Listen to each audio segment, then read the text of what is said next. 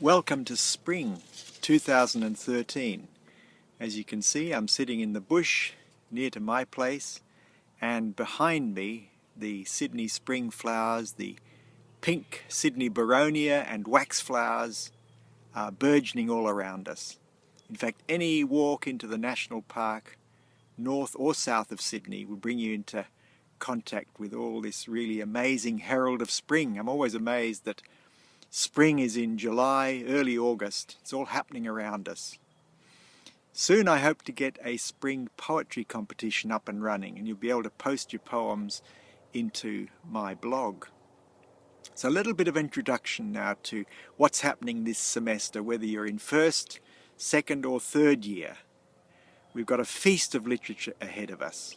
Literature that I hope will inspire you and deepen your appreciation of life.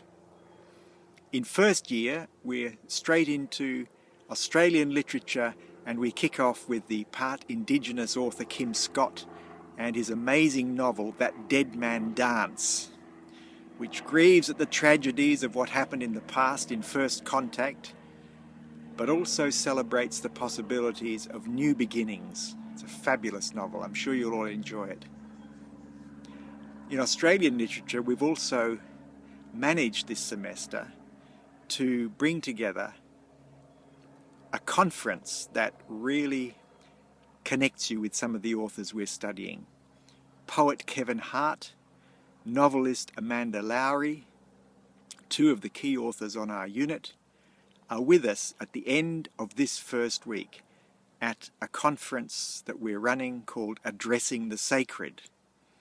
There are more details about this and how you can get there in class this week. If you're doing second year literature, we're into the 20th century, and we're kicking off with Gerard Manley Hopkins, one of England's greatest and most influential poets, who virtually had to recreate the English language to express his unusual, penetrating vision both into himself and into nature. This semester for 20th century literature, we've also got this fabulous exhibition happening at the New South Wales Art Gallery called Sydney Moderns. The book Sydney Moderns, which is from that exhibition, I've got a copy of it here in my hand. Sydney Harbour Bridge is seen as the icon of modernism in Australia, and I hope to be able to take you to the gallery to show you that exhibition, because it's full of the ideas and forms that were part of the 20th century as they made their appearance here in Sydney. I think this is a must for all 20th century students. But the conference we're holding at the end of this week, Addressing the Sacred, also has a lot of relevance to 20th century, because we're talking about Virginia Woolf, Catherine Mansfield, T.S. Eliot, authors who are deeply into the spiritual aspects of literature and art, particularly in the wake of the First World War and the Second World War. For third years, we move into the grand finale of literature. If you've been with us for 5 semesters now, this 6th semester is the visionary imagination, with William Blake at its centrepiece. William Blake, great pre-romantic English author who was both an artist and a writer, an amazing figure. And along with him we are studying David Malouf and Patrick White, both because they were deeply influenced by William Blake, and they are both also visionary authors. And what is a visionary author? That's what this unit hopes to explore and explain. I have to say that the visionary imagination is my favourite unit, because it brings so much together of all the literature we've studied during the semesters. In this unit, we're experimenting this semester with a new technology called Flip Class.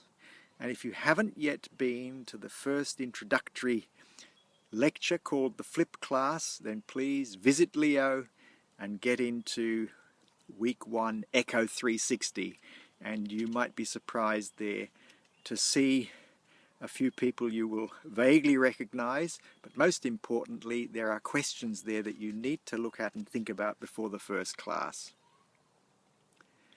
Again, for this unit, Visionary Imagination, the conference addressing the sacred is pretty vital, especially Kevin Hart and Rosemary Crumlin's contributions. Rosemary Crumlin is the author of what is called the Blake Book, so she's deeply into Blake and his connection with Australia. And Kevin Hart is both a poet, theologian, philosopher who's written a lot about the sacred in literature. He has a vital connection with what we're doing. This semester, in all my units, we're also going to build on the new digital work that we've been exploring, from blogs to vlogs and beyond. And I'm actually engaged at the moment in setting up a research project with a group at Macquarie University, exploring both the ways in which web activities for students can deepen their connection with literature, and also how it can broaden our understanding of how creative expression is being dramatically enhanced through digital technology. Transmedia, as some of you have already discovered, helps to broaden the ways in which things are expressed and the way we can engage in ideas. But literature itself, in the form of kinetic poetry and interactive digital narratives, is at the cutting edge of what we need to understand as literature students at the beginning of the 21st century. So let's see where our imagination, our collaborations lead us this semester. And I look forward to working with you all, first, second and third year. Keep attuned to this site for updates each week on our work together. Bye for now.